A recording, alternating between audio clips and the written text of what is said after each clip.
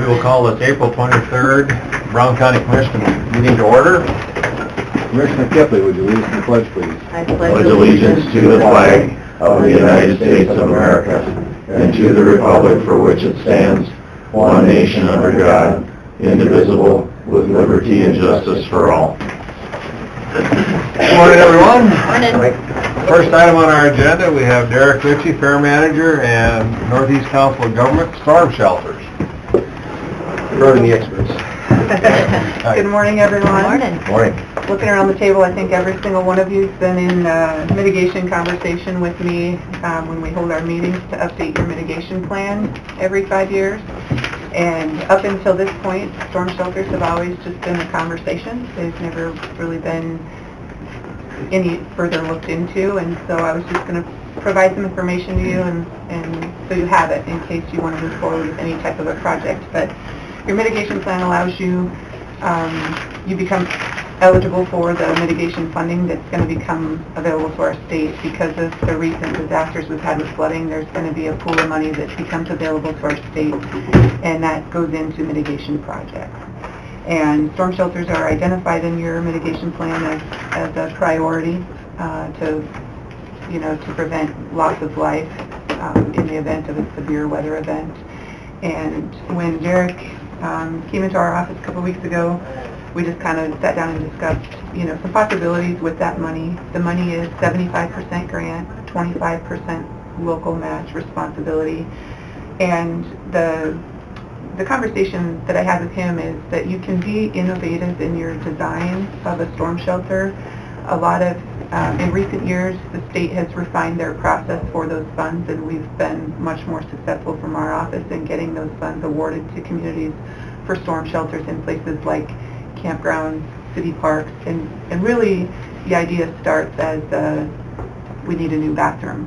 But you can be innovative, and FEMA likes to see that because, for example, a storm shelter at the Brown County Fairgrounds is going to be used as a storm shelter during your summer months, but in your winter months you're going to have a facility that may go unused. And so one really awesome example that we saw and that we kind of use when we go out and pitch the mitigation storm shelter idea is Painesville, Minnesota had a construction of a facility at their baseball field, and they did a storm shelter there.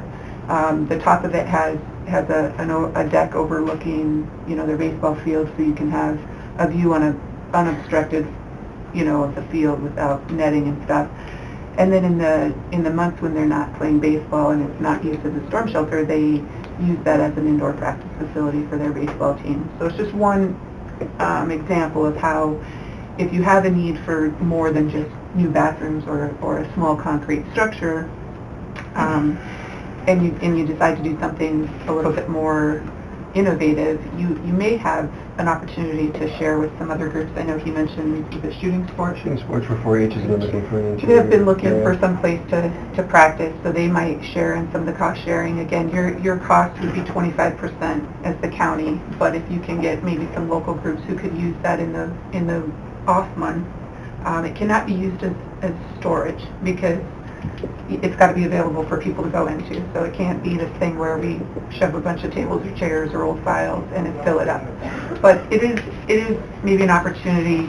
I know that you guys do where you share something, maybe even Aberdeen Hockey or somebody would be willing to throw in the 25% match if they have any needs where they could have this storm shelter that also doubles as you can have bathroom facility, you can have shower facility and toilets. So if there's a need for more of those during the actual fair, and then also having additional space, meeting space, I think you said there were maybe some uses. We could repurpose it for meeting space potentially too as well. I'm going to just pass around, I printed a few pictures. This is what the Painesville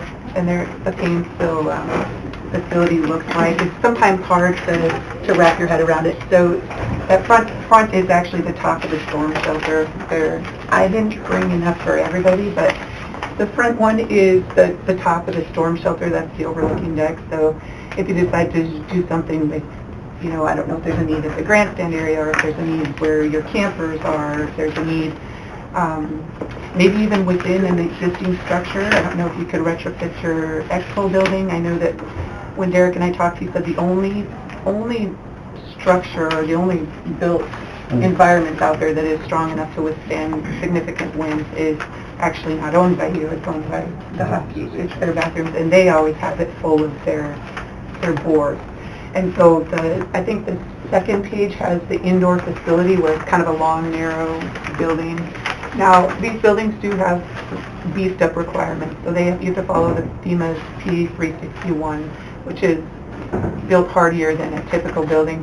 And then they also follow the ICC 500. And so, again, it might not be something that works for you, but I think now is the time to start having the discussion on mitigation because the money hasn't come into our state. So to develop a good project and for us to develop something that can meet a benefit cost analysis and also something that's innovative, you might be able to bring other partners to the table and not have any of the 25% local match. If there's other groups that could use that, or, you know, a small portion, maybe the county kicks in 5% and the other 20 is you can round up from other groups out there that could have a use for that facility in the off months when you're not using it.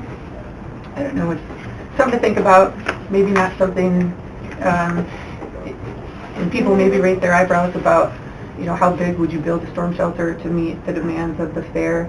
I think anything is probably better than nothing. Right now there's no protection for people out there if a tornado comes, you know, if a tornado comes during Fair Week or something, there's really no place for people to go. And so, I don't know, it's maybe something to just think about, mull over. Now's the time really to think about it. There's no urgency now. The state hasn't even released the mitigation dollar amount that will be available. But those grants are 75-25, so it's heavy on the grant side and small on the local match. It might be something that you could actually accomplish if there's a need. What kind of an application window do you anticipate? So that is one thing. With FEMA, so with the state, they have, once they open their funding round, they usually give a deadline. Last year it was December 15th, and when I talked to the state, they don't have their allocation yet, but they're thinking it'll be a December 15th deadline again. Last year they turned them around in 3 days, which kind of ended up piling a bunch of work on our desk that we were unprepared for, because the year before that, they took 18 months to award. So they have 12 months within the state to make a decision. They're, like I said, they've refined their process. They're making it more user-friendly. And then once it leaves their desk, FEMA has 12 months. So it ends up being the total time that they can take as 24 months. But they're doing much better at trying to turn those around quicker. And like I said, the one they turned around in 3 days, and we weren't really prepared for that from a work standpoint. So if you can anticipate the funding is going to become available, it's best to be prepared with a plan as opposed prepared. And so what ends up happening is people come in last minute to us in October time frame. Oh yeah, we want a generator, or we want storm shelter, and then all the work kind of piles up at once. I feel like to have a truly, you know, innovative and well thought out design, especially in something like this, I mean, you can tell, and a lot of this extra stuff obviously wasn't paid for by FEMA. I think this grant was $500 or close to $500,000 for this facility, and there's actually 2 wings, so there's storm shelter space on both ends. Underneath there, and bathrooms, I think, in the center portion, and all of that concrete is eligible. Even the bathroom structures are eligible. Now all the fancy, pretty stuff on the outside is not. So again, your cost share might not end up being exactly $25.75 if you want extra stuff that doesn't meet FEMA criteria, but definitely. Like you said, it's good to start earlier, maybe think about it, and if you can come up with a good design. The thing that we need to start to do your BCA is a cost estimate, and what we like to see is an engineer or architect that is familiar with the 361 requirement, because it's a lot, it's like 85 pages, you know, of just their stuff that they want. So that helps me a lot, because then I don't have to go through and try to figure out if they're meeting it. I can just plug in the numbers and see that it meets. And storm shelters are an easy project to get to meet the BCA because of the possibility of saving lives. Each life is worth, you know, X number of dollars, and so the number of people that can fit in your facility is the number of people you're potentially saving. So. Was engineering fees eligible too? They are. What we like to do is we like to see them in the cost estimate, so the engineering is involved in that. And then if for some reason you're really close on meeting your 1-to-1 ratio, we might back them out and see if it meets then. But with the storm shelters, we've never had a problem with the engineering meeting it.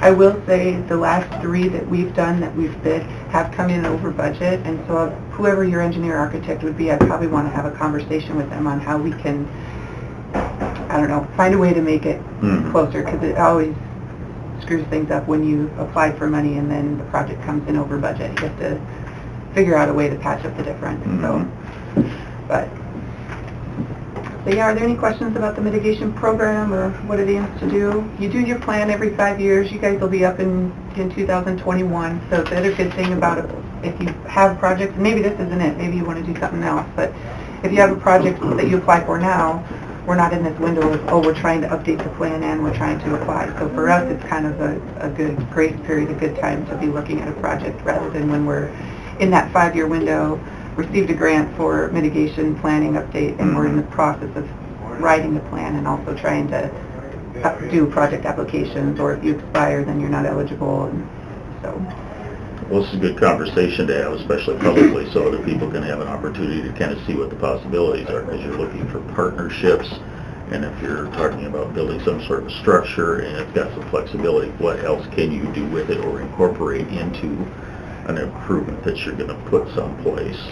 And when you've got a potential for up to 75% of a big chunk of a construction project, that makes a difference on feasibility. Yes, and I will say these structures are expensive. I mean, the one we did in Miller's Park was not very big at all. And I mean, we were in the $300,000 range, and it's because of the precast walls, you know, concrete that you have to do.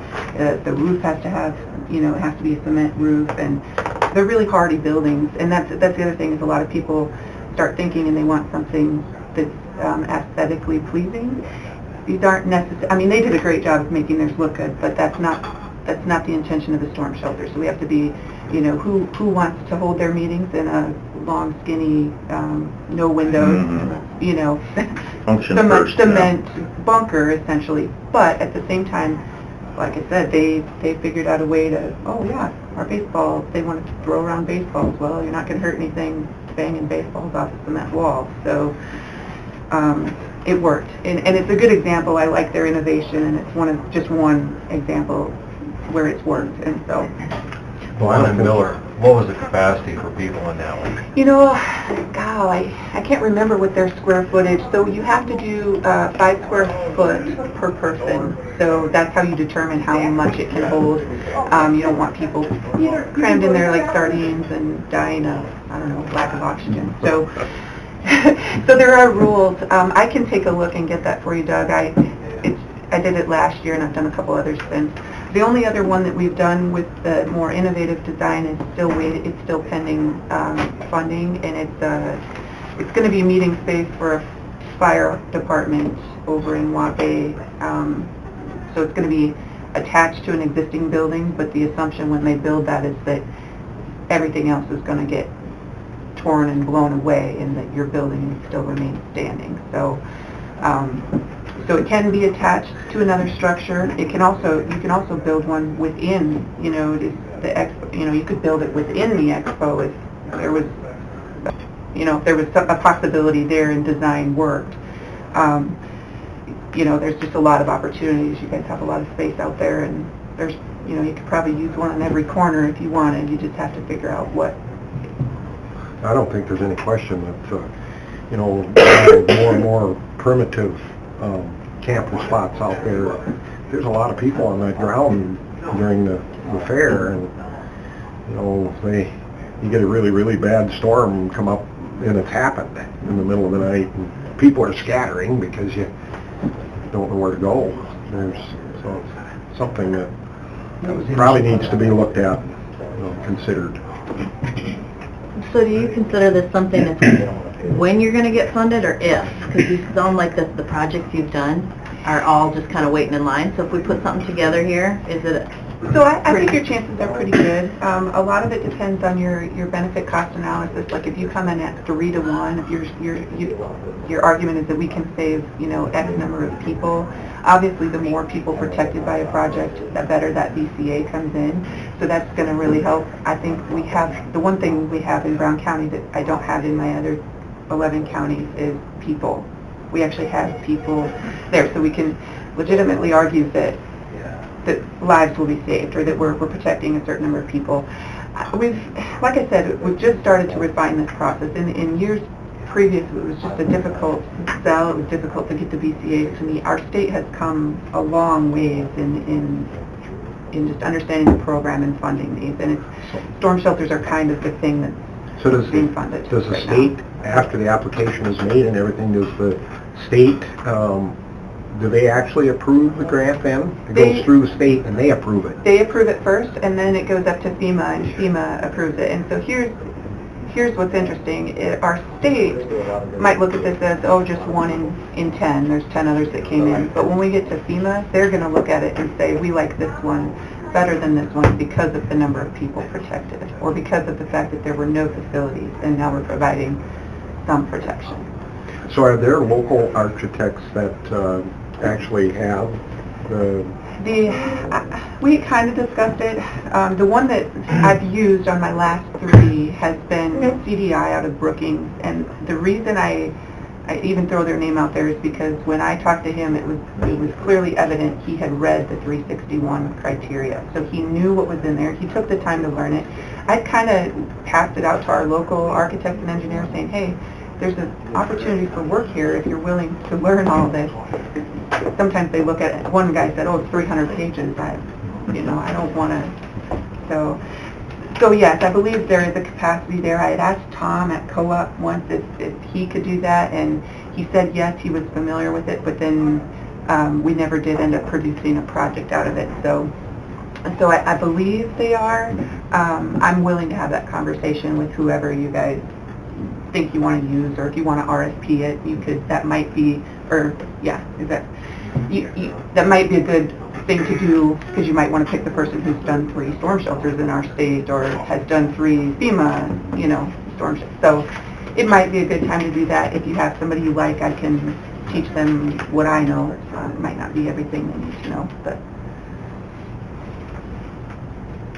So yeah, I don't know on 100% certainty, but I think your chances are better than they've ever been in the past. I'll say that. And Derek, have you given, don't want to put the cart before the horse, but have you given some thought to where you would like to see such a facility as that, or where we'll put it? There's 2 potential locations. You've got Primitive, which would probably be the primary one, just because it's not close to any buildings, and there's really nothing out there except that 1 bathroom. There's the secondary bathroom just to the southeast of the grandstand, which could kind of facilitate parking part of the grandstand and then that campground. And then third would probably be somewhere on the west side, on the southwest corner, because of the amount of campsites.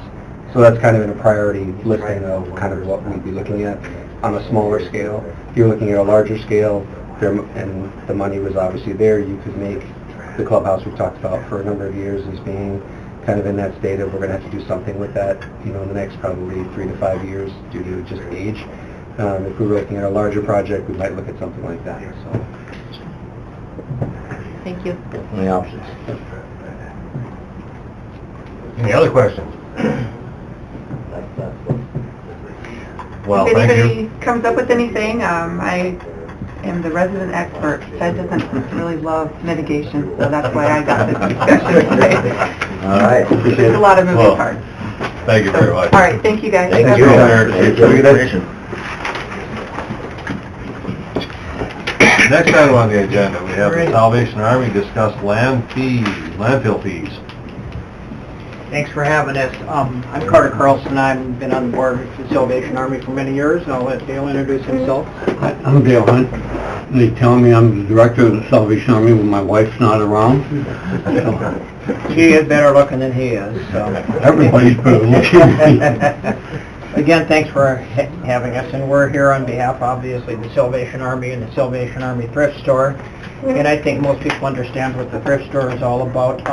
People in Aberdeen in the local area Northeast and South Dakota make donations to the thrift store, and then what we do with those donations is we give them clothes and supplies to needy families, and we also sell those items, and the items that we sell and the profit we make goes back into support the Salvation Army in the operations of the Salvation Army. And it's a very strong thrift store and a very good thrift store, and what happens is often we becoming a dumping ground and people donate stuff to us that we can't sell. So obviously we need to take a lot of stuff to the landfill. We try to deal with that, but it's hard. And roughly about $100 a month, or about $1,200 a year, are our landfill fees. And we're asking you to waive those fees. And you know what we can do if we could save that amount of money on an annual basis. You know, we could serve several families could be helped with their rent. People who are living on the edge often come to the Salvation Army and need help with rent. They need help with utilities, so the utilities won't be shut off. We have a program called the Snack Pack, where hundreds of kids are given snack packs every week, especially needy families.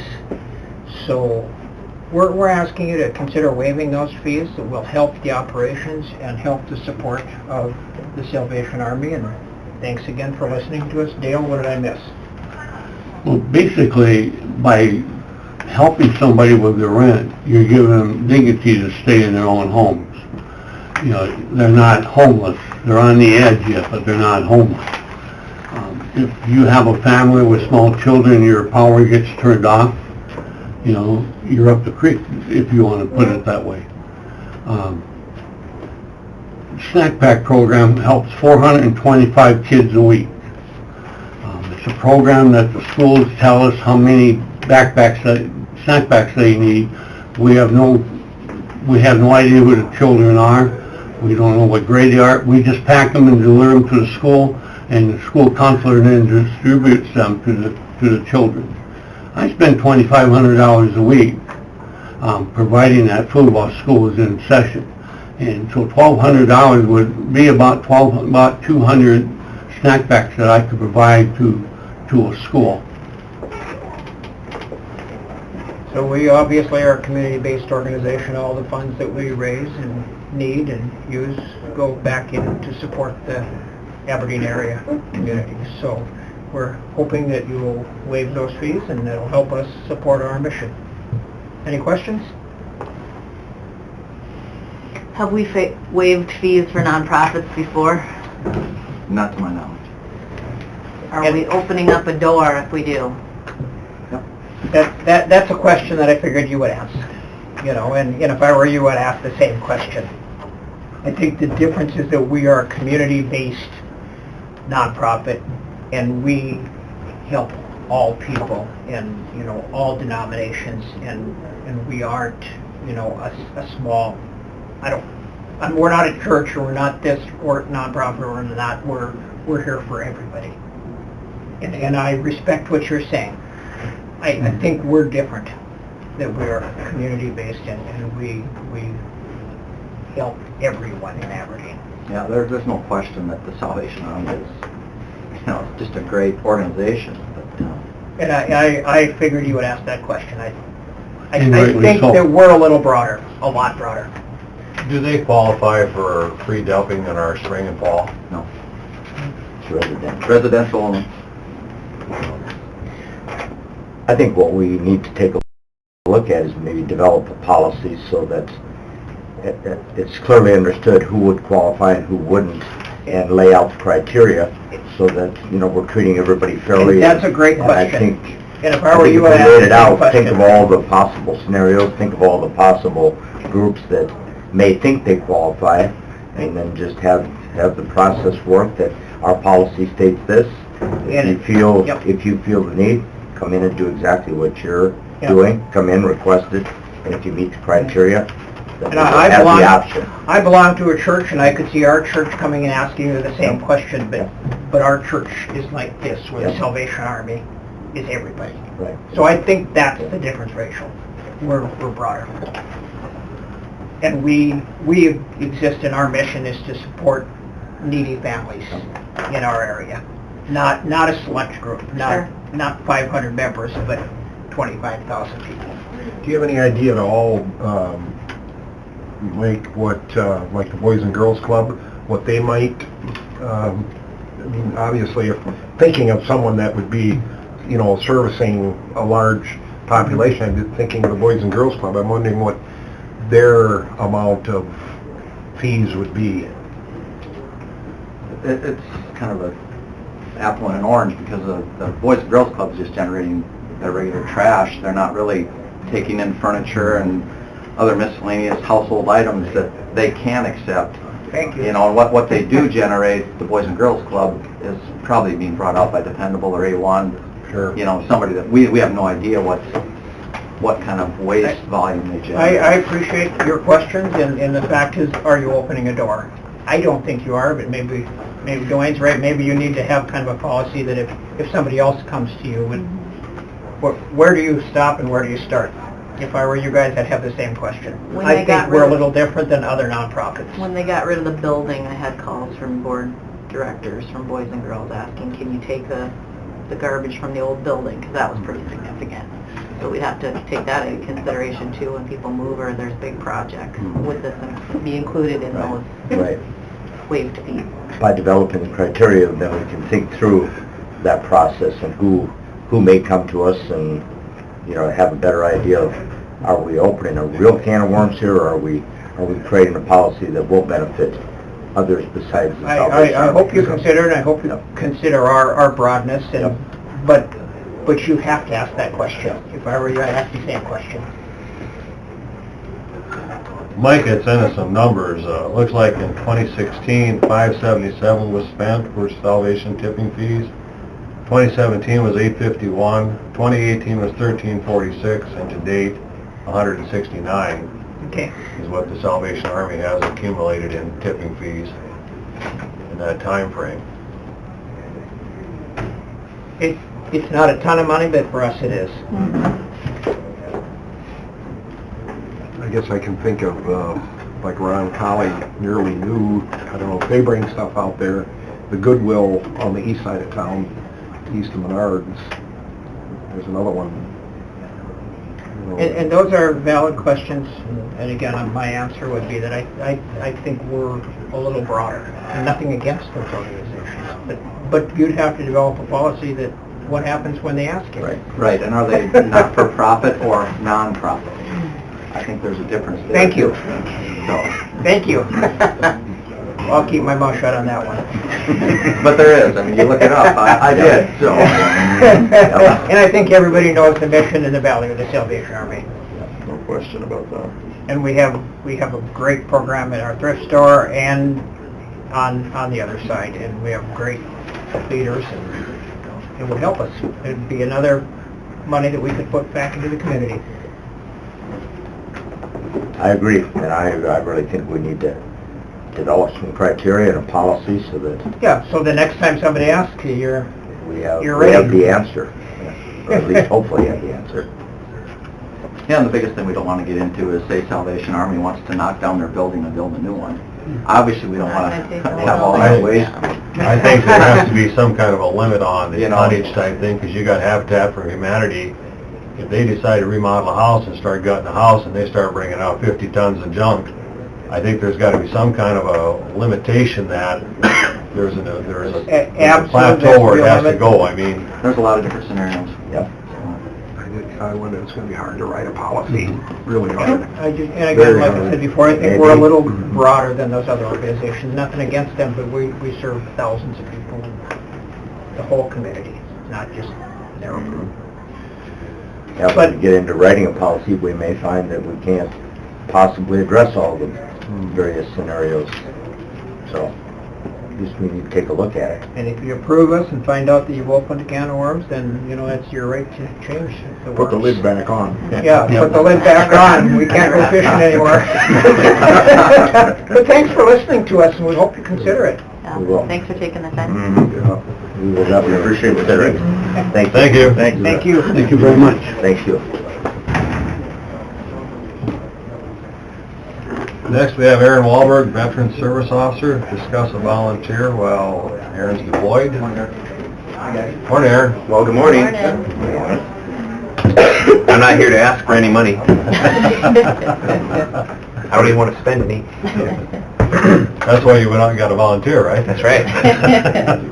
So basically what it is I'm sure you're probably aware, but our National Guard unit's been activated, so we'll be deploying in September. And one of the veterans has asked about volunteering in there to help out, just to kind of alleviate some of the workload, and it wouldn't be anything too serious, just kind of answering phones, helping out, greeting people, taking care of stuff like that.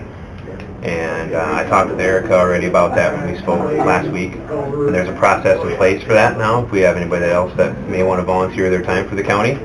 But, I'm just looking for some permission and okay to go ahead and run through the process with this guy and see about having a volunteer help out in my office.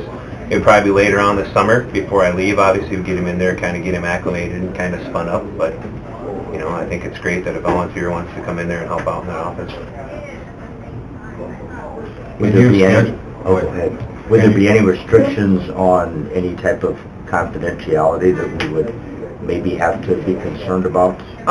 No. I don't know what requirements the VA has.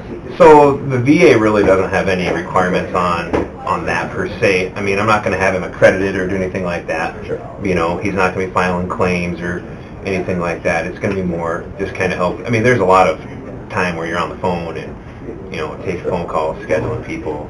Even just kind of say when you're busy and you got another veteran that shows up, you'd be able to just bring them in, kind of get the information started for us. No claim stuff. You have to be an accredited representative to do the claim side of things, and we're not looking for that at all. Okay. Just to kind of help out. As far as scheduling, you have people that take vacations. Can we make sure that he's scheduled, that the office has somebody at all times, like during those periods, like, looking down the road for that period of time, people plan vacations, is there a way to make sure he's available then? Some kind of a set schedule for down the road? I mean, I realize you can't hardly do a real firm schedule, but just to try to cover those bases if... It's something I've thought about, but with a part-time person and then a volunteer, I'm not going to promise you greatness on that. I mean, we'll do what we can, obviously, And plus, the state's probably going to have somebody coming in here too. The regional field officer, I've already spoken with him and stuff, so he's aware of everything, and he was looking at coming in 1 to 2 days a week potentially to be in there too, so we'll see. I don't know if I want him here that much, but... How long will you be gone? Did you want the camera off? 9 to 10 months probably. Okay. So in the meantime then, someone else, for applications and stuff, the regional guy would take those? So what I'm looking at with it is, if the workload gets too much, Kathy's fully accredited. I mean, she's fully capable of handling everything in there. She's, Okay. If she was a veteran, she'd be your VSO, I'm sure, because she's been at this longer than probably anybody, and she knows what's going on, and she's fully accredited. Okay. But if it gets to be too much, I think Kathy knows to just call Kevin, and he'd come down and help, with that. So I suspect it'll tick her off a little bit once I leave. For a little bit, and then it'll be crazy when I come back, I'm sure. It'd be nice to have him in there, it would help. It's going to cost us $0. Do we need to put that in an HR report, or a motion now appropriate? Probably an HR report, I would think. I think HR... Go ahead and do that. Yep, I certainly don't have any problem with something. I think if they're willing to volunteer, the one thing we would need to do is just as a formality, put them on for workers' comp. That's what we usually do for volunteers, but other than that, just get their information appropriately and just run it through the regular course. And I think the process that Erica sent me was just, we're going to have them do an application just for that part, and then the background check and everything too, so. Sounds like a good plan. Okay. Don't think. Yeah, absolutely. I know you didn't come in for this, but quick question. I had somebody in the community ask me about being able to get in with the security, now that we've kind of had it for a while. Any thoughts on that, or are you getting complaints? We're doing some moving around on this side. So are you still in the best place that you can be, or considering some other options over here? Is there anywhere else you would rather be, or that would be better for the vets? Well, I think everybody's kind of accustomed to it now. I mean, they know what it is, and if they call and talk to me, I tell them, hey, you got to come in this door, and there's security, don't bring your pocket knife, you can't bring your coffee, but I got some in the office. I mean, So you're still good where you're at, you Yeah. think? Okay. Yep. It's different, but you live with it. Yeah, I mean, it is what it is, right? So, You need better protection. well, and I haven't had any complaints for a while, so. Sure. I just didn't know if this office, or the HR office, or the current planning and zoning being close to register of deeds would be better, worse, or maybe it doesn't matter anymore. You gotta have some room, you know, you gotta have some privacy too. Like I said before, some of those conversations that go on in there are pretty tough for them. And I think sometimes it benefits them actually tremendously to be kind of out of the public eye when they walk out of that office, because sometimes they're not in best of shape. Sure. People don't like change.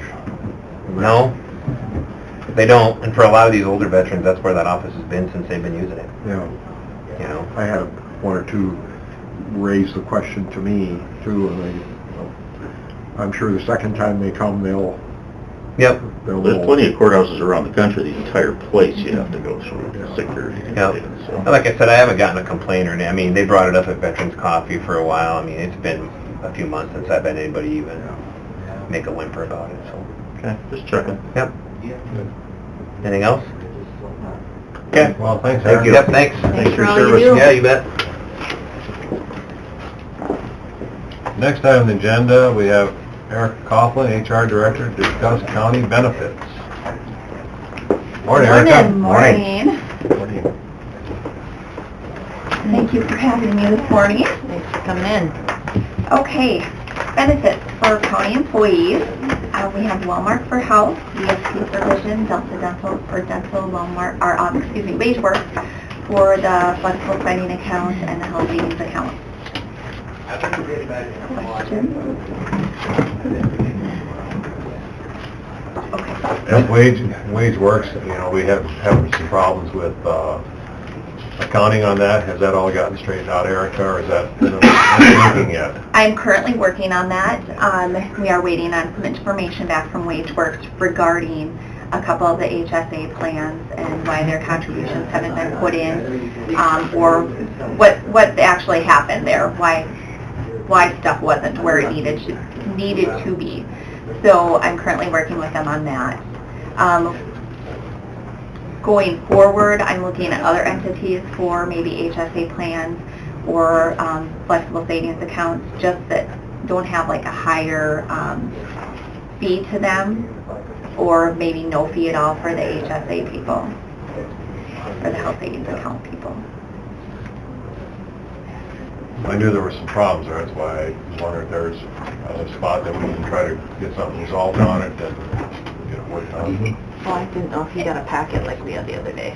Did we have those for people? Oh, I'm sorry. Oh, No, that's I did okay. not bring them. Sure.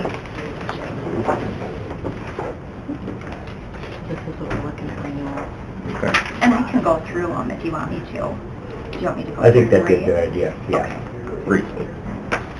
Yeah. Long agenda, right? Yeah, Rachel on that with What do we and need we to know? reviewed the different things, and I think she's got some good recommendations. Yeah. Okay, okay. Really good job. For the health insurance, would stay with Walmart, Blue Cross Blue Shield. We only had a 2.1% increase this year. So the premiums went from $720.22 for the employee or the county's portion to $735.48 for the county's portion. And then what plan is that? Is that for? That would be for the $3,000 deductible, the base plan that the employee gets for free. Okay. Yep. And then I can go, do you guys want me to go through all the other plans also for that? Did the family coverage, single coverage, and was it 3 different groups, did they all go up the same percentage? They did go up. It looks like each of them went up roughly $15. Okay. The family plan, or the 2-person plan for the $3,000 deductible went from $1,359.87 to $1,388.94.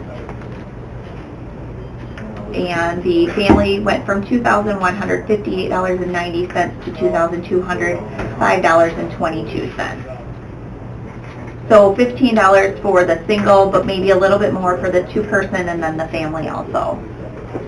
But it's still equated to the 2.1% increase across Yes, the board. across the board, correct. And now these are all monthly premiums that you're talking about? These are Everything- monthly, correct. Everything is monthly? Correct.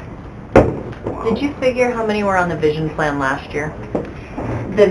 For VSP or for the Wellmark? The each. Okay. We had talked about going to a different... Yes, correct. When Insurance Plus quoted Wellmark, or when Insurance Plus quoted Wellmark for us, they took the vision piece out of the Wellmark just because we have vision through VSP, which made our rates with Wellmark go down a little bit, or not as high of an increase. So Wellmark was still working on that. Insurance Plus was still trying to get me those numbers. They weren't able to get them to me as of today. The vision plan, I don't have the exact number of people who are on the vision plan. I'm sorry, I should have pulled that you're number. good. Okay. But vision plan, we currently have VSP, which is through Guardian, is who we currently have. Their rates went up roughly $1 for the employee. It went from $11.88 to $12.24. Employee and spouse, excuse me, went from $20.02 to $20.62. Employee and child went from $20.38 to $20.99. Family went from $32.26 to $33.24. Oh, here we go. Here's my numbers actually on the side here. Let me add those up quick.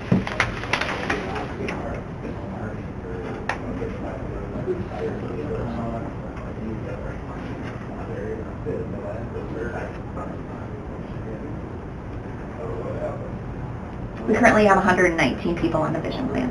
119? And we have another option, don't we? We do to save have, some yes, money? we do have options to save money, and that's where I was going to go here. We got two different quotes. We got one from VSP directly, and then another one, Insurance Plus, went to Nationwide and quoted that out. The one with Nationwide is a little bit less than the VSP, and I'll compare those rates. This is one that just came in prior to or after speaking to you guys. The monthly rates for Nationwide are $9.18 for the employee. Employee and spouse is $15.47. Employee and children is $15.74, and employee and family is $24.93. The VSP one that was quoted, employee only is $9.77, so there's about roughly 60 cents difference there. $15.63 for employee plus one. Employee and children is $15.96, and employee and family is $25.73. In comparing the two plans, the exam and the materials fee is $20 on both of the plans. The Nationwide is a contracted rate for 24 months versus the VSP is contracted for 48 months rate. So we get 4 years under $9.77 roughly for the employee under VSP versus 24 months at $9.18 for the employee. So we have 2 extra years at this rate versus this rate, not knowing what the rates could do in 2 years under the It could save us Nationwide. some money in the long run over Correct. 4 years. Correct. And it's the same coverage, whether it be, it's same VSP, whether it's through them or Guardian. So Correct. It's we're VSP, comparing so the providers are the thing. same. Yeah. VSP also has a little bit better benefits, I would say. They also offer the polycarbonate progressive lenses for the adults, where Nationwide didn't. And if they didn't have it on their sheet, if they did offer it, I'm sure it's at a dollar amount. Plus, if you choose to do, say, 2 frames, you get your $130 or $150 allowance towards that first set, but you also get a discount on your second set. Or if you want to do sunglasses, you'd get a discount on your sunglasses also. So a few more benefits with the VSP, even though it's 60 cents higher for the employee. Still think VSP is the way to go. Okay. That's my thought. So your recommendation? That would be my recommendation, yes. So then if you go with the vision plan, Wellmark Blue Cross will no longer have any vision on it. Like, I believe there's a $30 copay. If Wellmark goes in, if you go to a vision, Yes, you pay correct. $30, that's your copay at a Wellmark Blue Cross. And it's 20 with VSP. Yeah. Yeah. but this is included in your premium, but therefore we're getting a break in our premium because we took it off. Correct. So now the employees that do not have vision under their health plan would now have to enroll in their vision plan. Correct. So yeah, I don't know how much it came off over here with Walmart, but it could have been, say, roughly that $10 that they may be paying on VSP. Did you want to touch base on dental at all? Not, Okay. yeah, I haven't heard anything back from, like, them, yeah. Okay. Yep. And these plans would change, our date is July 1st. Currently, yes, we run with the fiscal year, so we do July 1st through June 30th with our health, our vision, and our wage works. Going forward, I'm hoping to get the dental into that fiscal year also. Is there a way to go calendar year? Change? I'm sure we could go calendar years. That would be changing 3 plans versus 1 plan though. So we'd have to move Walmart, VSP, and WageWorks over to a calendar year. And if we get them all to coincide, then we only have to change one company. And the reason in moving to a fiscal year or versus a calendar year, getting enrollment put together. So if we were to move to an electronic enrollment, we would need all these entities to be at the same time frame. So when we send those files or when we do that enrollment, we can send them all at the same time. And so we're importing and exporting everything at the same time versus 2 times a year. Plus you're changing all your, that's the time, December, when you're changing all your payroll for the next year and all those things. You'd be doing that all at the same time, basically, at the Take some end of the of the pressure year. off, yeah, by doing it in May instead of December, yeah. Might increase the workload a little. Yeah.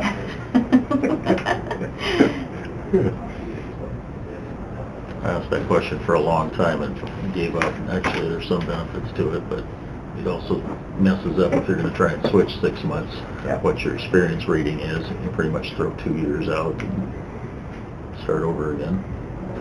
Because it sounds like, based on our conversation last week, if we switched to dental, we could do it yet this year and make it happen. Is that right? We may, yeah, as long as we do it within the next week, I would say, yes, Right, we could right. get dental switched over to do a fiscal year, to add it on to a fiscal year this year yet. So the open enrollment period would be May for everybody, for Correct. all policies, right? Correct. Yes, and that would be another thing, is doing 2 weeks for annual enrollment and making it May 6th through May 20th, and just doing strictly those 2 weeks for annual enrollment. Which is tightening the time frame to make it easier for you to get everything ready for the next payroll. Correct, first because we payroll, start right. deducting in June for Right. those July premiums. So the dental's the only one that's off sequence right now? Yes. That one What do month. we need to do to bring that into sequence? We would just need to contact our Make Jeff at Delta Dental and Make the request? get everything moving with him, yeah. And he already said we could. We can, yes, Right. yes. She did verify that. There will be a little bit of a rate increase just because we are at 101% of our premiums right now, from the way I understood it in an email with him. So when they review, they review 12 months. And depending on where we are at 12 months will depend on what our rate increase would be. So right now, we are at 101% and we're only 6 months into, well, not even 6 months, 4 months into it. And we've exceeded that much of what our current benefit is with Delta Dental. And then we want to do a public, make sure all the employees are aware for those folks that signed up in November, that have paid for it for 6 months and may not have taken advantage of any of the benefits yet, to get in before July 1st when the switchover happens. Correct. But I think it makes sense. We Yeah, get me them all too. on the same page. That way the enrollment would be one process. Right. Makes sense to me too. And then come next year, then we would be able to automate annual enrollment because everything would be in sync. Right. So we'd have 1 year getting everybody in sync, and then Mhm. next year we could offer the electronic enrollment. Right. Do you need a motion for that, or can she just do that? I don't think that's a motion. Okay, sounds good. Okay. This is good info. You get to provide the notice to everybody to be effective, so they know. I will do that. think that's a good thing, though. Yep. Okay, Thank you. thank you. Thanks, Erica. Very good.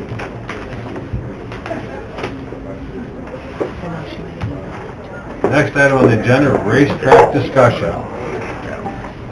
Morning. Good morning. I'm Scott Newendorf. Yeah. Thanks for waiting. Keeping him in line. He's a good looking one. That's not saying much for me. 7 years up there. We're good. Good morning. We want to start races early this year because of no horse races. Kind of putting us into a time crunch. We want to start May 3rd, 10th, 17th, 25th, and then get back into our normal schedule. There's some discussions on the amount we'll have to pay. I don't know what you guys came up with or what you had in mind. We had a couple thoughts. What do you think's fair? Do we go per event and just prorate it, or do we go per month? Prorate it? I might be able to help. Yeah. So I looked at the contract, and me and Gary had this discussion through email. There's already a portion of the contract that talks about special events, and they're $1,500 a piece. So I think we put this under special events. It's already covered in the contract. We don't need to rewrite anything. But isn't it special non-motorsports events? There's no definition for special event. Oh, okay. I was under the assumption it was non-motorsports events. It may be, but it's not spelled out in the contract as far as I can tell. So you could put it under special events and do it as $1,500 per event. The bigger issue is, we wouldn't have to rewrite the contract, or do an addendum. The bigger issue is, in the contract, the county is required to ensure that once a year prior to each racing season, the multi-use area, the area directly in front of the grandstands, that's approximately 500 feet in length, 50 feet in depth, is prepared by the county. Gary checked with Kurt, and he said because of the ground conditions, it's going to be real tough to follow that term if we move this up in May now. And I was hoping I thought Kurt was coming. Thought it was too, but you know, with the weather the way it's going, hopefully it's looking pretty good, that it should be in a lot better shape here in the next week or two, So my point of all of that is we could ask Kurt if he can even comply with the contract if we move it up to May. If he can, great, then we just need to talk about whether that $1,500 applies. That would be the easiest, cleanest way to do it. If something else needs to be negotiated, we can always do an addendum, but that's going to take another week or so. This would be the easiest, cleanest way. We wouldn't have to change the contract. sound like he could make it work if we needed to. If the weather cooperates. Yeah. Yeah, and I've been in contact with Kurt, and he seems to be okay with it, because when we were all having this discussion, I contacted everybody. And for our May 3rd one, that's a test and tune, we don't collect any money from that. We just have the drivers pay for insurance. It's like 2 or 3 cars on the track at a time. Car show involved. Yeah, we'd have a car show up front just to get the people excited about racing. The $1,500 would be kind of, we'd lose money on the deal, because we won't be taking any money in. Is there any way, well, I suppose there's not, but then we could just average it out per race, like what we pay now, average that out per event, and then pay that? I think there is. There would probably have to be an addendum to the contract at that point, but that'd be up to these What is that amount? Is it significantly less? They would have to tell us how many races they have. I think, there's... 15 or 16. Okay, I was going to say there's a clause in the contract that More talks like about you can't exceed 25 racing days per year, and I had projected like 3 more in May. I went and counted your schedule. You're still under 20 for the year, so that won't be a problem. But you'd have to figure out exactly how many they have currently under the 7,500. Was it $7,600? No, it's 15,000. Oh, I'm sorry, that's 1/2. Yep. 15.5, I think. So your races are averaging about $1,000 a piece. 15 races, 15,000, I don't know if there's a special event there, which would be defined by 1,500 if there was a special event.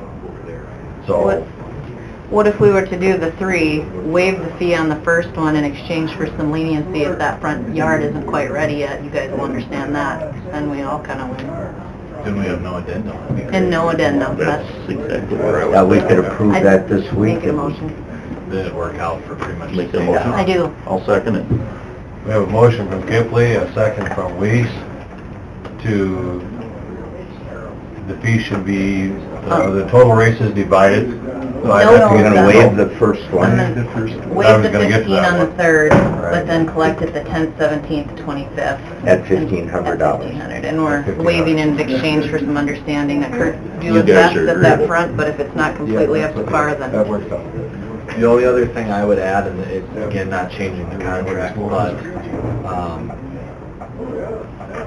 the surety bond would have to be posted a little earlier now. Yeah, we got it. Okay. And then the insurance policy would have to make sure it's in effect for May as well. Yep. Then you'd be good. Okay, I'll add that in. The contract, could it be rewritten for next year? I know we got rebid it, I know, but started earlier, end earlier? Because we end right before the fair. Yeah, so when we rebid it, that'll all be stuff I'd like to race later out of the fair, but I can't because all the schools got football, volleyball, you Right. don't go to crowds, you don't get nobody. I mean, that's just, you're running the whole. Yeah, when we redraft it, we can maybe offer some flexibility to accommodate it if it comes up, and at least give you that flexibility. You know, up here you got all the schools with football, Yep. volleyball. I mean, Yep. State fair runs into that. It's not that you can't, but you gotta reset, and then, like you say, it's just trying to draw enough crowd and interest to do it. I mean, it's kind of at the mercy of the weather again, too, on both ends of that. I'm speaking for the people, you guys been so No, if we, nice to work. if we don't raise, do we have to pay 1,500? No. You mean if it's a rain out? Right. I think it would only be if the event was held, I guess would be my assumption. So, we'll clean the motion up. We have a motion, Kipley, a second from Weiss, to charge the additional $1,500 excluding the May 3rd, which would be a trial run, test and tune type thing, and the bond would be in force, and the insurance would then be in force. All in favor of the motion? Aye. Motion carried. Now, the last two car shows of the year we want to have up here, the boys have scheduled at the mall, you get them big snowstorms. What's the deal on that? Thank you. That's the same for the state fees every year, too. Yeah, I know. It's good to see you guys. Thank you, gentlemen. You bet, thanks for being patient. Take Just care. real quick on the minutes, do you want to have the actual dates that you proposed? Did you Yeah, get those, Kathy? I don't have them, but I'll put them in the minutes. 3/10/17, And 25. Say those again. 3/10. 10, 17, and 25, you had said was... 25, Oh, because it's Miller's Saturday. on Saturday, okay, yeah. Okay, then the And the 3rd. 3rd is waived. You don't want to go get the Right. Thank you. All right. Thanks, John. Thank you. Next item on the agenda, we have a discussion of the 24/7 building. Exactly where it was going. I don't believe we got it. Is there anybody here? I don't know if anybody... 24/7 building's up. I think they're, yeah. Okay, I didn't know. Hi, guys. Hello. We could put up a storm shelter. Let him try to destroy that one, right? 25/70. Guess I get the hot seat, everybody else is... Everybody's backing away. Do we got a brand new plan that addresses all concerns? Okay. That sounds good to me. That was a question. Do I? I didn't know I was You're supposed to be bringing solutions, not problems. I'm better at problems. Well, I was Judy just and I have been yeah. talking, and, you know, we don't really have any logical place to put 24/7 except the blue building. And unfortunately, the minute the public comes into the blue building, we have to have an ADA bathroom. So the ADA bathroom is a must, and I don't know, Dave, our thought is to put a door in on that corner, the southeast corner, where that office is, so the employees can enter through there. And then the glass that's in there, we can put a safety glass in with a shelf where they can slide things. The workers would be protected. And that would probably be our minimum cost. The only question I talked to Judy on is that the ADA bathroom, we would want to make sure that that was designed in a fashion that if we ever added on to the west side, that would be our ADA bathroom if we ever decided to move 24/7 on the west side of the building, what we build on.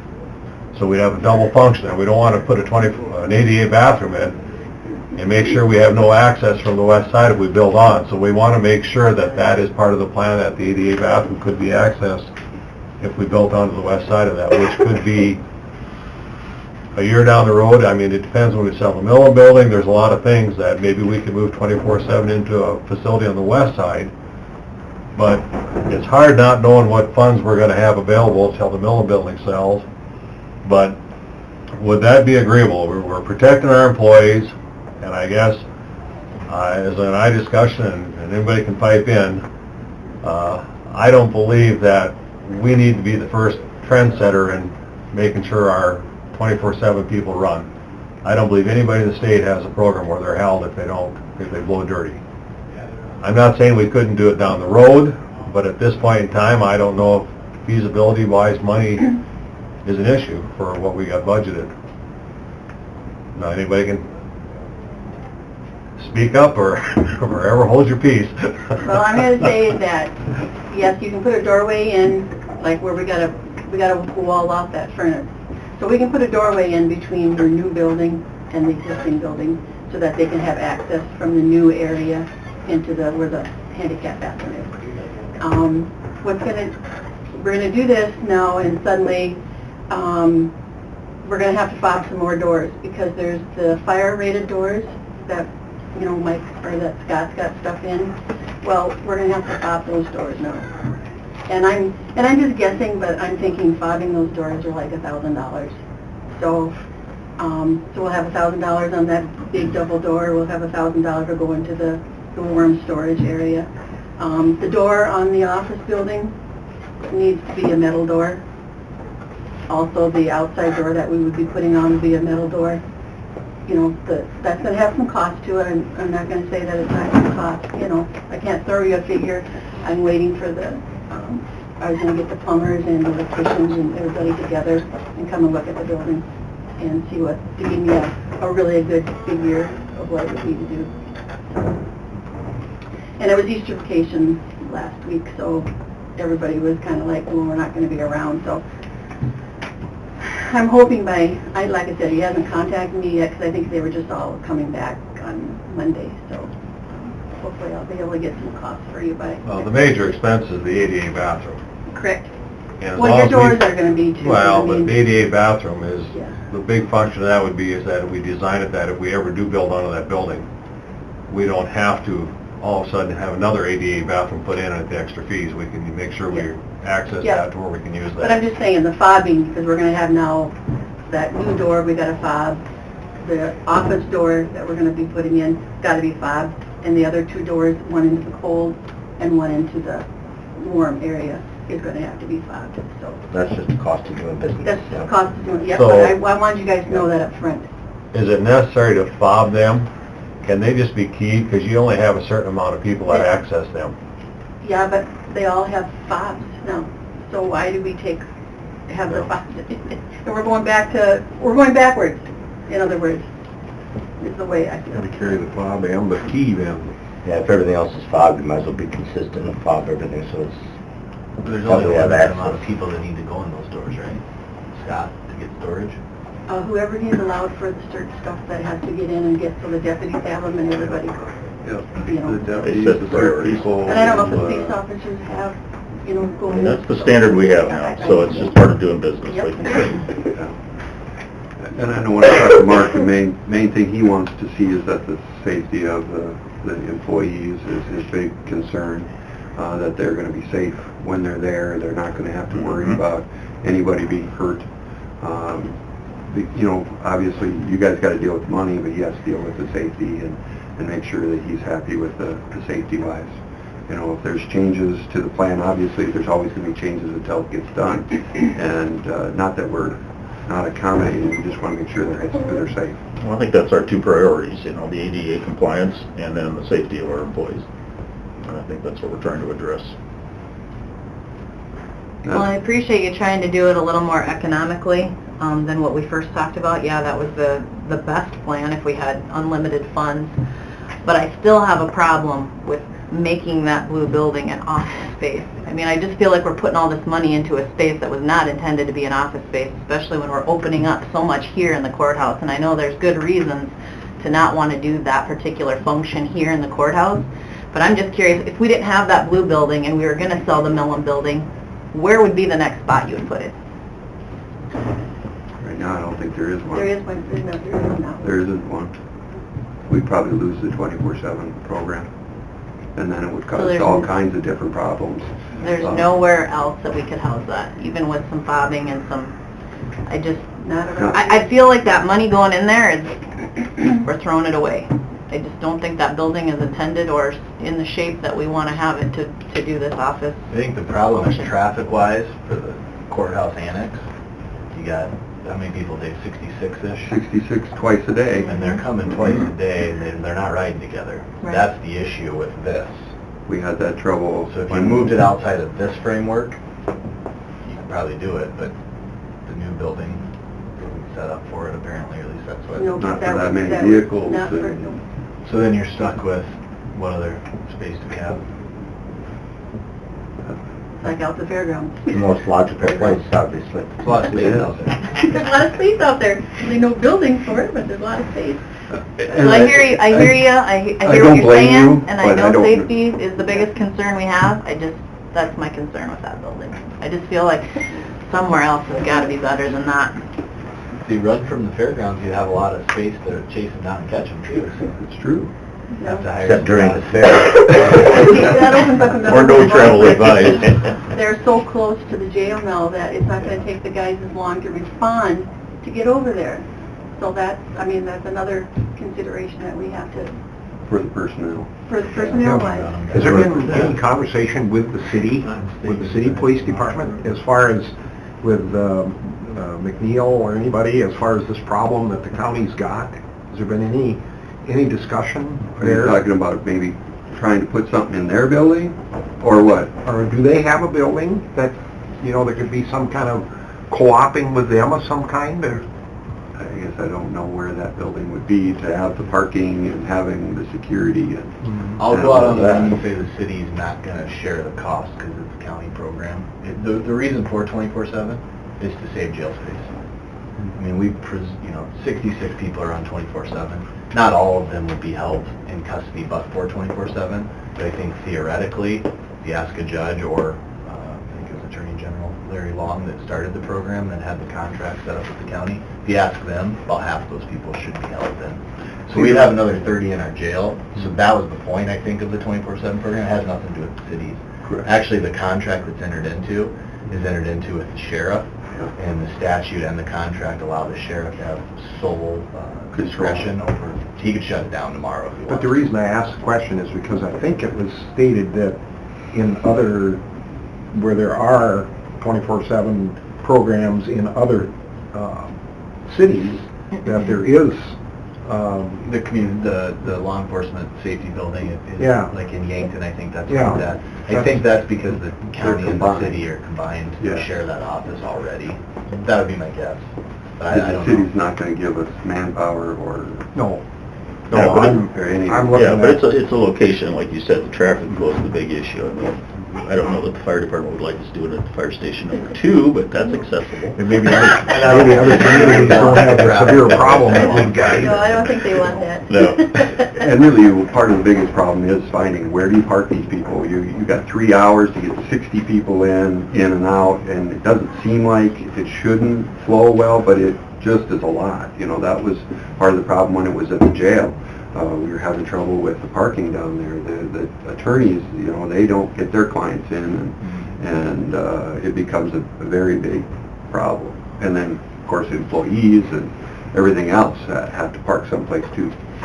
And our I numbers- totally agree. Our numbers can rise. I mean, those can fluctuate. They can go high or they can go low. I mean, you can go more than the 66 we have now. And I totally agree with Commissioner Chipley too, that to me, it's just, wow, if we stick 50, 70, 80,000, 100,000 into that building, I mean, it's just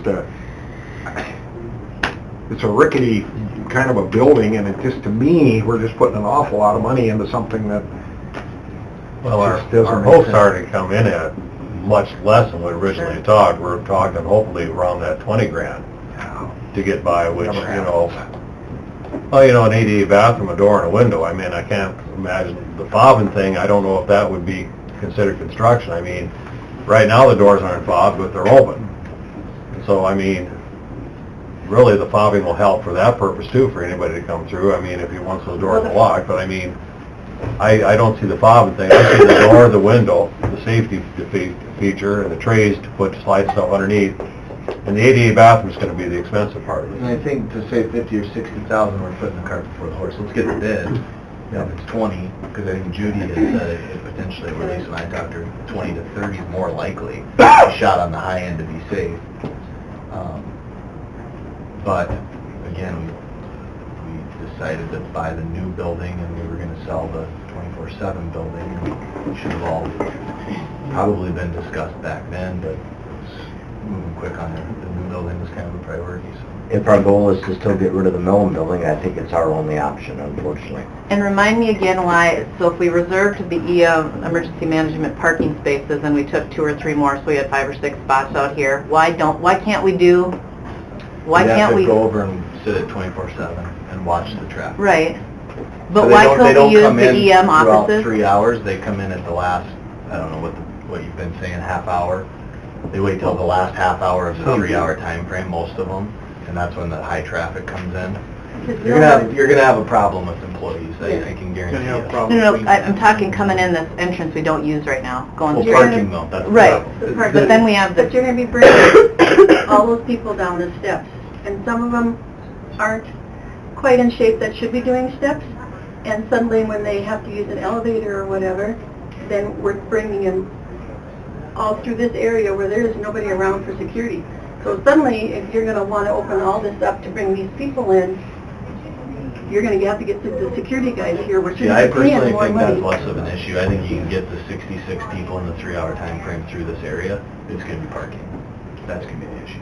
Well, parking, but again, it is the getting downstairs. well, they're using a ADA ramp and and stairs getting- already. It's not like we're ground level. So the ramp is there and the steps are there, so they're gonna, I mean, they have that already where we're at. Well, we got, what, 4 steps versus 20 steps or 24 steps now, and then if we need the elevator, this is the only elevator. How do we secure the rest of this building so that people are not messing with the rest of this part of the Well, building? between Everything's 6 and behind the 9, we're windows having locked meetings already. downstairs. Up here. So when we're having meetings down there from 6 to 9 in the evenings, are we having the 24/7 people that need to use the elevator traipse through all the meetings? Sure. Yeah, you'd have to move a lot of things. Yeah, we'd have to- Planning and zoning meetings, a lot of. This is 7 days a week. Yep. Well, I think the issue probably is that if Henry and the sheriff and Dave, you guys are comfortable with what we've talked about in the 24/7, I think we get the bid and we see where it's at. And I mean, if it comes in at 15,000, great. If it comes in at 25, I mean, now if it comes in at 50, I'm not so sure I'm willing to go down that road. I think we need to rethink something, but I think that's kind of where we're at. I mean, I think the discussion is to make sure that's our plan, is if it protects our employees. To me, it looks like they'd have plenty of room to work in that office, because there's 2 of them basically doing the testing, Henry, right? Yeah. They got all sorts of room when they come in the west side of that door where I mean, you can put 40 people in there and you wouldn't be crowding them. You'd have more room than what you have now, as far as where they come in the west door and over to the office. You know, it's a fit, but the dollars are the concern. I guess that's what we have to do, is get a firm bid on it, or an approximation, and then do we let it out for bids? I mean, it depends on the dollar amount.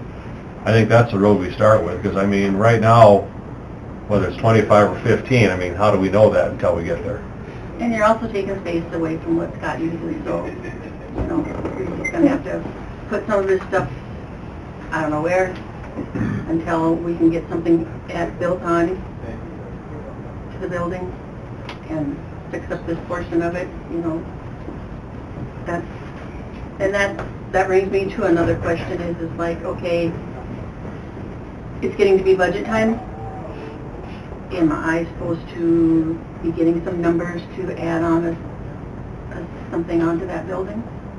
That would have been my question right there. Where's the money coming from, even if it Well, is... for my 20? budgeting, yeah. Is it You know, I coming need out to of know. Judy's budget, or what budget is the remodeling coming out Oh, of? it's coming, Are you talking I'm about the west side of the blue building in addition Yes. onto that? I'm assuming the money is coming out of my budget. I mean, if I Facilities. don't do a project, you know, I don't do a project. You know, I'll have to put this money some other way. The snow, just like, I'm so over on my snow budget from this year. And, I mean, I still got snow this fall coming, so, you know. My thought would be is not to worry about adding on to the blue building this year until the building's sold. But That way- but we do our budgets for next year in May. So I need to know, so do I need to come up with some figures to put it in the budget so we know, kind of, talk about it? I guess, you know, Budget for when I it. say 24/7 is temporary, that could be 12 months, it could be 18 months. Right. You can I throw mean- it in there, but it'll probably be cut out, because we gotta bear in mind, we took $1.5 million from landfill last year. We're gonna have to cut again this year unless Kathy comes up with some crazy great growth numbers. Yeah, nope, it's gonna be tight. So, I mean, just to keep it in the back of our Yep. minds, you can Yep. throw it in there, but there's just no extra. So does that sound like the plan? We should go get some firm dollar amounts for the door, the window, and the ADA bathroom, and Get a quote, see where we're at, and then we'll see where we're at, and if that... revisit at that point. and then if Reasonable that- minimum to be ADA compliant and protect our employees. Better get a motion. Oh, we don't need a motion, we just get the numbers first. Do you wanna authorize advertising for the bid? No, we won't be doing anything. Not gonna I'm ask just them? gonna get a cost of what, it's gonna be pretty close to what it is. We'll come in and we'll discuss it. Then, depending on what the price is, it's I either get 2 quotes or 3 quotes, because it's not gonna be probably over the 25,000, I hope. And that's when you have to bid. Yeah, So, it's Oh, okay. It'll be quotes. We're assuming it's under bid, okay. Yeah, but we have no idea what we need to do, because we don't really know what the cost is. Get an initial quote, see where we're at, and then we'll make our decision. Okay. There's your guidelines, Judy. Thank you. You have it right. I appreciate it. Thank you, Judy. We're gonna right to it. Thank you. And I'll take you down, and if you'd like to, just give me a call. Okay. Okay, Thank you very much. Thank you. Appreciate it.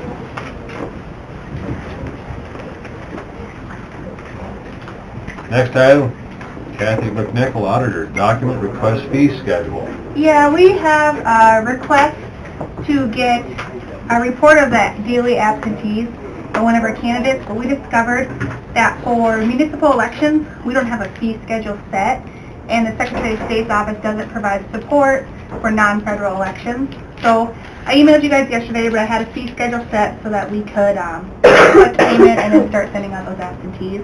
Countywide file, we're looking at $100. If you want just Aberdeen City or Aberdeen School District, I'd recommend $80. If you wanted just a city council ward, something between like 1,000 and 10,000 names, we'd look at $50. If you wanted just like a precinct result, we'd do $25. And we don't have option to email the absentees every single day. That function isn't available. But we do have the data, so we would just provide a weekly email to any candidate that wanted to know who voted that week. Are those numbers consistent with other auditors or voting centers? that are I doing it in the looked at city? the fee schedule at the Secretary of State, and then I lowered it significantly due to our low volume of voters, and we're sending it weekly versus daily. If I want to purchase that, and then I have friends that want it also, and I forward it to them and recoup some cash, is that fine? What you do with it, I guess, is your business. It's not, but you can share it. The information has to be used for election purposes only. Okay, so other candidates, I could buy it myself, and then I could, I mean, voter registration lists are always shared usually, you Okay. know. It just falls in line with, like, if you purchase a voter registration list, a voter history, however candidates use it. We just don't have a fee to tell them. I think it's a good idea for that. I would think so. And then what we'll do is, we have other requests for information. We get a lot of requests for, I want to see somebody's voting history, I want to see somebody's voter registration cards, all of that stuff. And right now, we just email it to them for free, but we really should be charging our copy fee. We just don't have a way to collect the payment online. So we'll build onto this, and then towards the end of the year, have a more set fee schedule for the auditor's office. We just need this done today because voting started yesterday.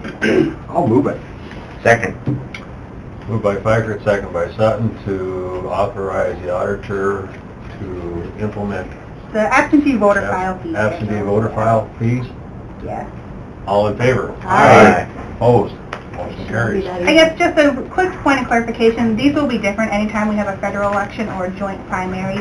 The fees will be significantly higher because they were prescribed by the Secretary of State and they'll be daily, so just if anyone is curious. Good. So for informational purposes, is absentee been brisk or what?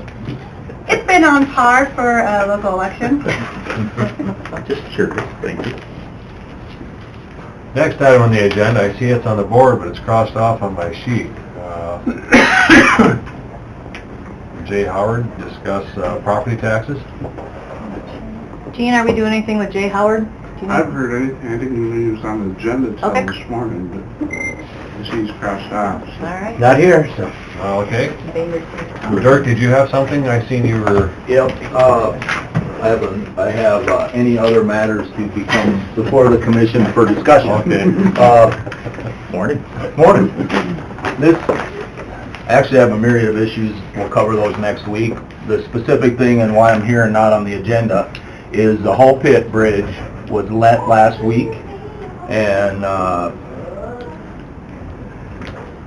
it came in at $2,048,732. Say it one more time. $2,048,732.05. The engineer's estimate on it was $1,810,983. Say that one again. $1,810,983. Thank you.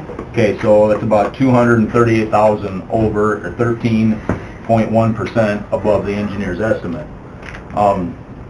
Just a quick background, when we sign the agreement and go into these arrangements with the DOT, we defer to the Transportation Commission.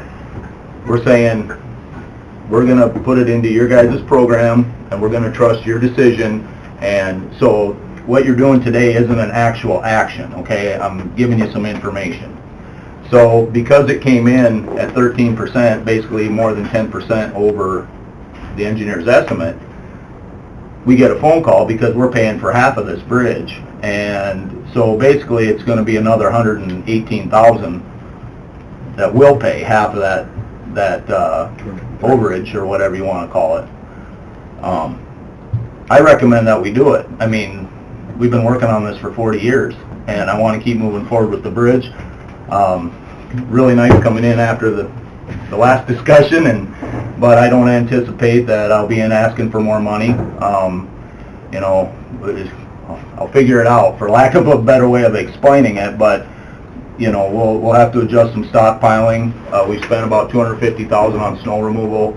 You know, we'll have to absorb that, but I'm not here to tell you that, hey, we need more money. That's not it at all. I'm here to tell you that I'm going to give us one last out, but I would highly recommend that we continue to move forward and just pay now we'll be paying $1 million instead of $800,000, or $1 million instead of $825,000 or whatever. And I can get you specific numbers. I just have to pop in because they need to know by the end of today, because the Transportation Commission will be acting on these on Thursday. So just to kind of give us, hey, here's your one last chance. This came in higher than expected. If you guys want to stop the process, you got to do it. We probably could go and say, no, we think that's too much. God only knows how far down the road that can would get kicked. And just the wear and tear on 14 is going to save is going to be huge. Having people come out on the state highway versus a county highway. And I'm handing these around. These are, some of you saw these, and this is part of the Hall Bridge discussion. The only reason that we've ever made the investment on this river crossing, and I know some of the egg producers in the area might feel a little differently, but the main purpose to have that thing built up like it was because the bridge wasn't functioning the way it was supposed to function. And there's that, and that's also the reason why County Road 14 over the years has not been posted and been taking a beating over the years, and all that's tied to the fact that the Hall Bridge hasn't been able to carry full load since the late 80s. So that's wrecked right now. I haven't even gotten in. I've never seen that stuff come apart. I don't know. I showed it to Clark Engineering. I said, I don't know how you fix this, and they said, we don't either. So that's not supposed to happen. Right. So I'm trying to weigh that out. We gotta temper our investment on that particular haul crossing, because once you get the bridge in there in 6 or 8 months, it makes the service level that we have to maintain that at can be lessened a little bit. So what I'm hoping actually happens here, if we can figure it out, is we use that jumbled mess of crap that's still laying there, we somehow incorporate it back into the road, throw some more riprap in there. But at this time, if we're gonna spend this extra money on the Hall Bridge, which is obviously far more important, we're gonna kind of limit how much we do there. We're gonna get it back to a usable, passable thing, but I don't really want to support putting $200,000 back into putting that cable stuff back on that one again when we're gonna build a $2 million bridge a mile away, so. If there's any chance that FEMA would Yep. help out on this. The one problem you run into with FEMA, or more than one, but they put it back to the way it was, okay? Now, in this example, that might end up being an okay standard. But what happens is, for instance, we have a 5-foot culvert up west of Frederick that washed out. And we're up there working on it, and they're like, all right, we can turn this into FEMA. Well, no, you can't. Well, you can, but all you're getting is 6 loads of dirt that you're filling in the hole. They're not paying you to replace the culvert unless, you know, the damage happened or something like that, so, anyway. And it doesn't address the greater need for traffic in the area. Exactly. Which the bridge is Oh, yeah. the So proper solution. What are they doing right now? Where are the trucks going right now? Down 14? Yeah, they'll use 14, I mean, like they always do, because no one ever drives over a posted bridge, Dennis, you know that. But, Especially when they're loaded. Dennis would. so, right now, I don't know. Right now, try to get up to the concrete wall. You can't get up to the Putney Slough right now without driving through Bob Pray's front yard, and you gotta hope he doesn't see you on the way through. I'm just kidding, I get along with him good. But, you know, 18's underwater, Tacoma Park's underwater. The only way to get into Tacoma Park right now is either go up through Bob Pray's place at Yorktown, or go over to 37 and come in from the east. I mean, it's... You gotta go all the way up Highway 281, clear up to, well, you can't even, can you cross by Westport? The dumpsters on the east side of Westport? Well, you can by the time I get out of here, by noon you'll be able to. We'll have that put back together, but... And that little bridge is not posted. Well, we got a sign up, but it's not posted. I just never took the sign down when we fixed it, because it keeps people discouraged. Chris will get mad someday when they're prosecuting that and they find out that it's not really posted. We'll talk about that too. So anyway, I don't want to... Page 3. Yeah, I didn't want to head down the disaster thing that's going over here. My main thing was to make sure you guys didn't have an objective. I mean, my first reaction was, there's no way in hell I'm going to support pulling the plug on this now. We'll figure it out, we'll do something, you know, put up a smaller gravel stockpile this year, I don't know. It's long overdue. I just had last week, 2 guys ask me when that bridge is gonna be replaced. Yep, it'll be, unless some glitch happens between now and Thursday, it'll be awarded Thursday, and I don't have a timeline from them yet, but it happens, it usually happens pretty quickly. So I can call them and tell them, cough up some more property tax dollars so we can pay for this project. Just write a check. Yeah. Just write a check. All right, are we good? We're good. Topic? You don't need anything from us. No. Good. No. Thank you. Don't want Unless you anything. guys Don't want anything. You guys know something You I don't don't want have. anything from us, Let us know how right? you spend your money. I need a 2-minute break. Okay, we'll take a short break. Okay, our short break is over. Scott, you have some information on the zoning. And I'm, any other matters, number 2.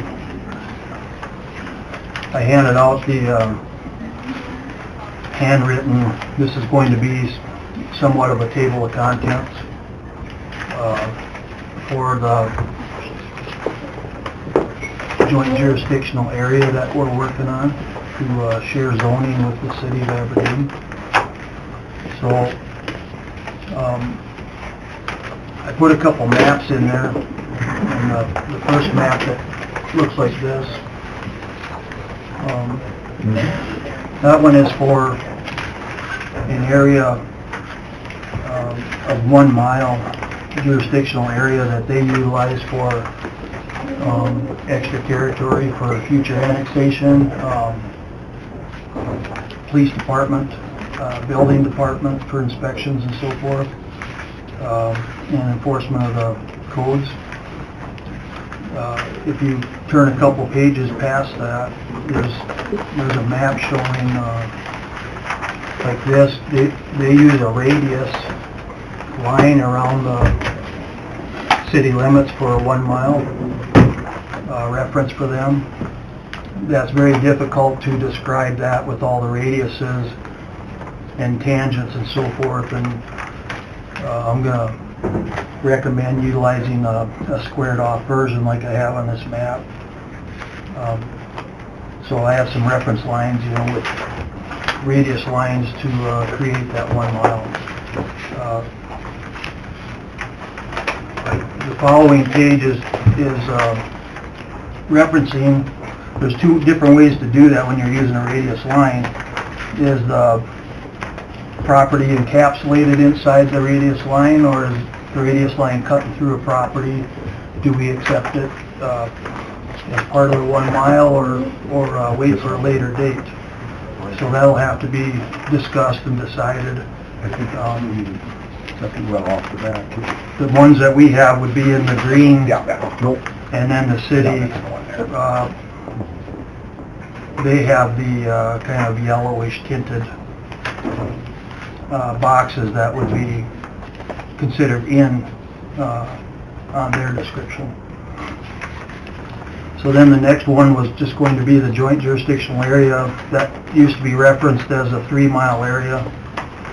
And I'm trying to use the definition of joint jurisdictional area because of all the cities throughout Brown County that I work with, and they're not a 3 mile area, so they all have joint jurisdictional areas similar to Aberdeen. So on this 3 mile area that it used to be called, I have the black light line, which is a radius line,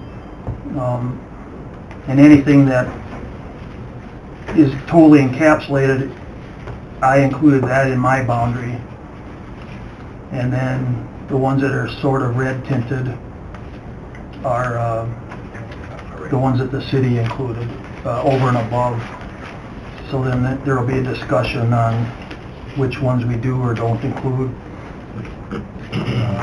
And I made a note on that map, what caused the map to move and extend, you know, and annexation of the beef plant and things like that, Wiley Park expansion, the trailer park down southwest part of Aberdeen when it annexed in. So you can see the original 3 mile line on there compared to what the new one would be as a reference.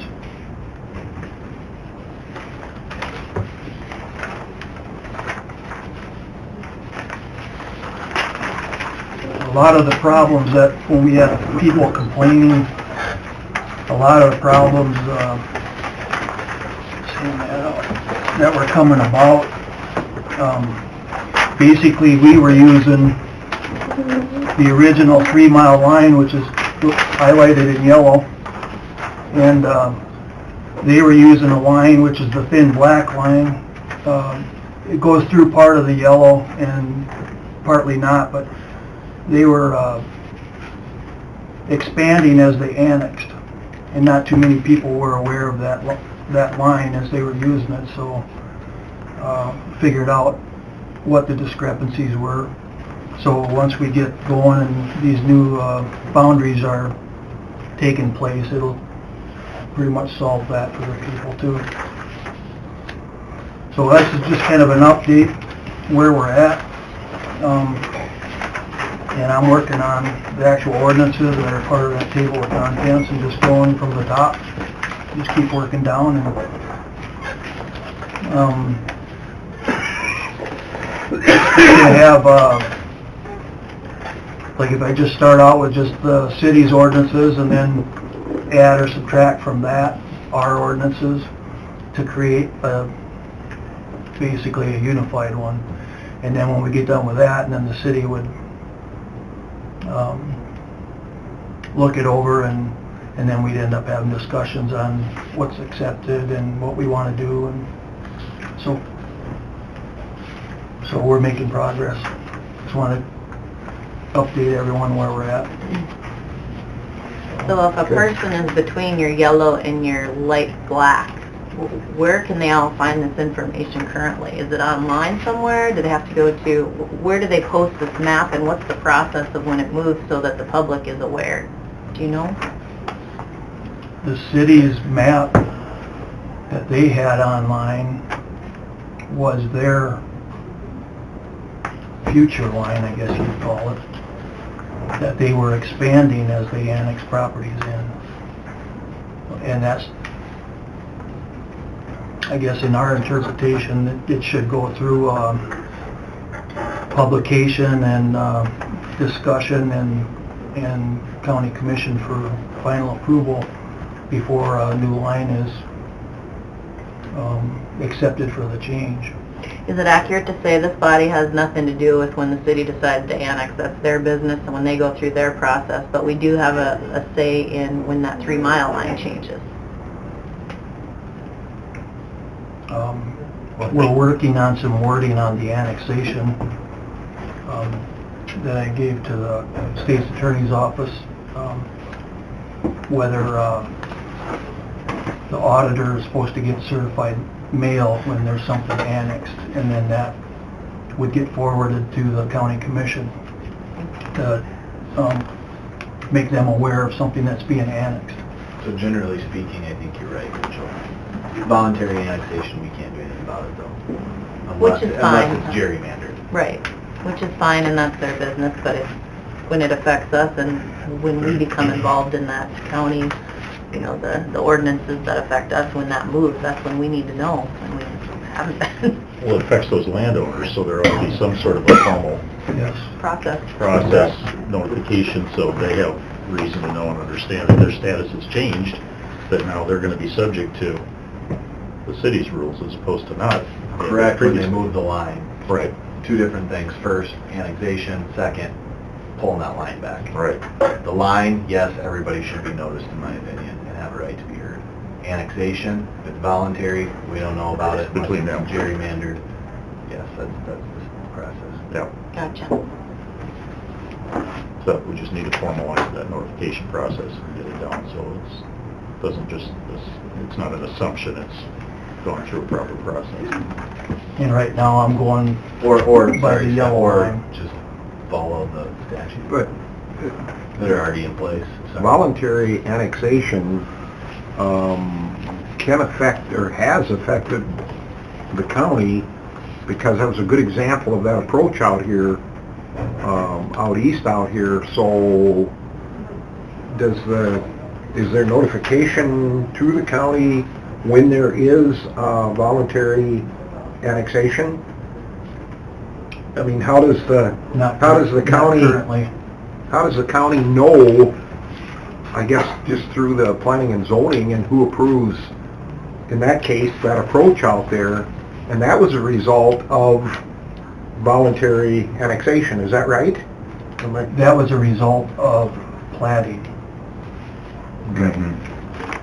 Because there was property in city limits, and he was expanding and tying in some property that was across the city limit line.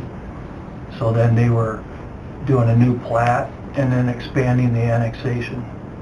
And then expanding the rezone. And that was voluntary annexation? I assume it was. Or trick annexation, I didn't say that.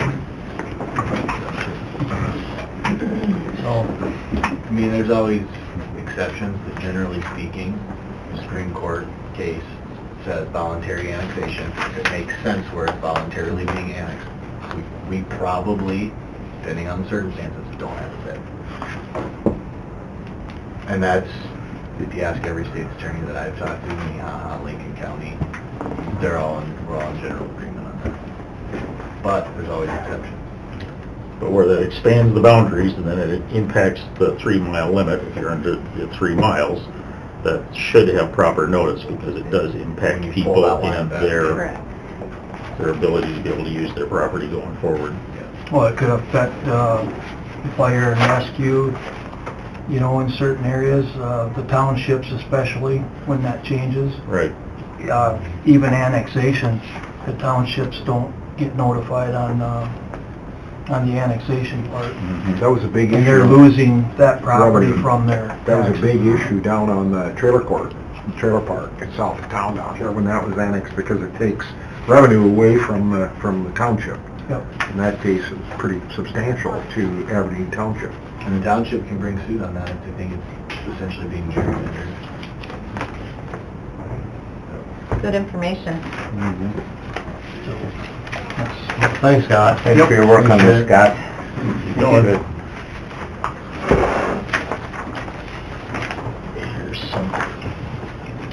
That's the last of the agenda items. Anything else before we go into Kathy's information? I guess Alright. Kathy, you're on. We're On the list. consent calendar, we have the minutes from last week, general and equalization. Move. Second. Moved by Sutton, second by Weiss. Please to approve the general minutes and the county board of equalization minutes for April 16th. All in favor? Aye. Opposed? Motion carries. Claims. Move. Second. Moved by Pfeiffer, second by Weiss. All in favor? Aye. Opposed? Motion carries. There's a lottery permit. Move it. Second. Moved by Kipley, second by Sutton to authorize a lottery permit. All in favor? Aye. Opposed? Motion carries. Leases. Move. Second. Moved by Weiss, second by Kipley to approve the leases. All in favor? Aye. Opposed? Motion carries. Claim assignment. So move. Second. Moved by Pfeiffer, second by Sutton to approve the claim assignments. All in favor? Aye. Opposed? Motion carries. The landfill compactor grant contract. Move. Second. Moved by Sutton, second by Weiss to approve the landfill compactor grant contract. All in favor? Aye. Opposed? Motion carries. Fireworks permit. Move it. Second. Moved by Kipley, second by Weiss to authorize a fireworks permit for Aberdeen hockey. All in favor? Aye. Here's two. Opposed? Motion carries. Authorize advertising public hearing for ordinance 136. Move. Second. Moved by Sutton, second by Pfeiffer to authorize advertising public hearing ordinance 136. All in favor? Aye. Opposed? Motion carries. Plat. Move. Second. Moved by Pfeiffer, second by Weiss to approve the plats. All in favor? Aye. Opposed? Motion carries. That's all we have on the consent calendar. Gary, you have anything? I think we just need a quick legal exec. Hey, do we have anything else besides legal for exec, or? Legal and contracts, I guess. Okay. Move. Second. Moved by Weiss. Personnel or not? Yeah, probably should add personnel on that, just for a brief update of minutes. We do have equalization at 11. Sounds good. They'll be quick. That'll be plenty of time. We got a motion from Weiss, second from Sutton to go into exec. All in favor? Aye. Aye. We are in exec. We are out of exec. No action as a result. Anything else to come before the commission? The HR report. Move. Second. Moved by Weiss, second by Sutton to approve the HR report. All in favor? Aye. Opposed? Motion carries. Move to adjourn. Second. Moved by Sutton, second by Kipley to adjourn. All in favor? Aye. Opposed? We are adjourned.